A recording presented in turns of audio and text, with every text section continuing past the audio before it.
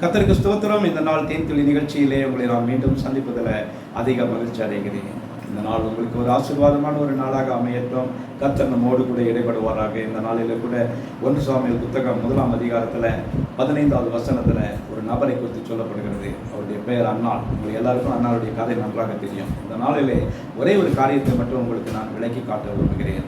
அந்த நாளிலே அன்னாள் தனக்கு ஒரு குழந்தை வேண்டும் என்கிறதான ஒரு காரியத்துக்காக ஆண்டவரை நோக்கி ஒரு மன்றாடி ஜெபித்து கொண்டிருந்தாள். அந்த ஜெபத்தில் அவள் தன்னுடைய இருதயத்தில் எல்லா காரியங்களையும் ஆண்டவருடைய பாதத்தில் ஊற்றினாள். அந்த வசனம் இதை தான் சொல்லுகிறது. 15வது வசனத்தை நான் படிக்க விரும்புகிறேன். அதற்கு அன்னாள் ஏலியை பார்த்து, அப்படியல்ல என் ஆண்டவனே, நான் மனக்கிலேசமுள்ள ஸ்திரீ, நான் திராட்சரசமாகிலும் மதுவாகிலும் பிடிக்கவில்லை.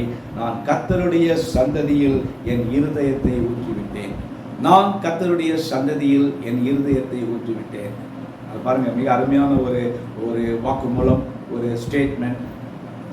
எவ்வளவுதான் பிரச்சனைகள் நெருக்கடி இருந்தாலும் நாம் நம்முடைய வேண்டுதல்களையும் விண்ணப்பங்களையும் மனக்குமுறல்களையும் கிளேசத்தையும் ஊற்றக்கூடியதான ஒரே ஒரு இடம் ஆண்டவருடைய சந்ததி. இன்னைக்கு என்ன பண்ணுறோம்? அதை ஆண்டவரை விட்டுவிட்டு பல இடங்களில் சென்று நம்முடைய விண்ணப்பங்களையும் வைக்கிறோம், மனக்கிளேசங்களை பகிர்ந்து கொள்கிறோம். எனக்கு ஒரு தேவை உண்டு என்று சொல்கிறோம். ஆனாலும் கூட இந்த அன்னாளிடத்திலே நாம் கற்றுக்கொள்ளக்கூடியதான ஒரே ஒரு பாடம், அவள் தேவனுடைய சன்னதியிலே தன் மனக்கிளேசத்தை எல்லாவற்றையும் ஊற்றி விட்டாள். ஆகவே அவளைப் போல, அன்னாளைப் போல நாமும் கூட நமக்கு என்னென்ன பிரச்சனைகள் இருக்கிறதோ, இந்த இடத்துல அன்னாளுக்கு பிள்ளை இல்லை, அவள் ஒரு மலடி என்று சொல்லப்பட்டாள். அந்த நேரத்தில் அவளுக்கு அந்த பெயர் இருந்தது ரொம்ப ஒரு அவமானமாக இருந்தது, அவளுக்கு ஒரு பெரிய நிந்தையாக இருந்தது. அந்த நிந்தையை வேறு நபர்கள் ஒருவரிடத்திலும் சொல்லவில்லை.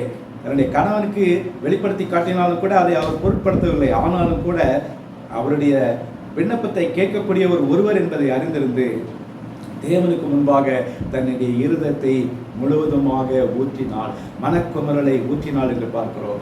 அதை போலவே இந்த நாளில் கூட நமக்கு இருக்கிறதான எல்லா விதமான தேவைகளையும், அந்நாளை போன்ற தேவைகள் இருந்தாலும் கூட, அதை போல என்னென்ன தேவைகள் இருந்தாலும் அதை மனிதரிடத்திலே சொல்லாதபடிக்கு தேவனுடைய சந்ததியிலே நாம் ஊற்றி விடுவோம் என்று சொன்னால் அதற்கு ஒரு நல்ல பதில் கிடைக்கக்கூடியதாக இருக்கிறது.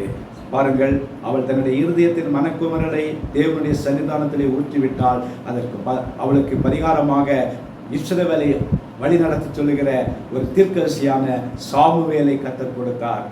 பிரியமானவர்களே, இது எவ்வளவு பெரிய ஒரு ஆசீர்வாதமான ஒரு காரியம். ஆகவே நம்முடைய வாழ்க்கையில கூட இப்படிப்பட்டதான எந்த காரியங்கள் இருந்தாலும் இந்த நாளிலே நாம் தேவ சன்னதியில இருக்கிற இடத்திலேயே கூட ஆண்டவரை நோக்கி நம் இருதயத்தை ஊற்றுவோம். அதற்கு அவர் பதில் கொடுப்பார். நல்ல ஆண்டவரே, நன்றியோட துதிக்கிறோம், ஸ்தோத்திரிக்கிறோம். இந்த வேளையில் அந்நாள் செய்தது போல நாங்களும் எங்களுடைய வாழ்க்கையில் செய்ய எங்களுக்கு உதவி செய்யுங்க. மீட்பர் இயேசுவின் நாமத்தில் ஜெபிக்கிறோம் நல்ல பிதாவே. ஆமென், ஆமென். கர்த்தர் உங்களை ஆசீர்வதிப்பாராக. இந்த நாள் ஒரு ஆசீர்வாதமான ஒரு நாளாக உங்களுக்கு அமையும்.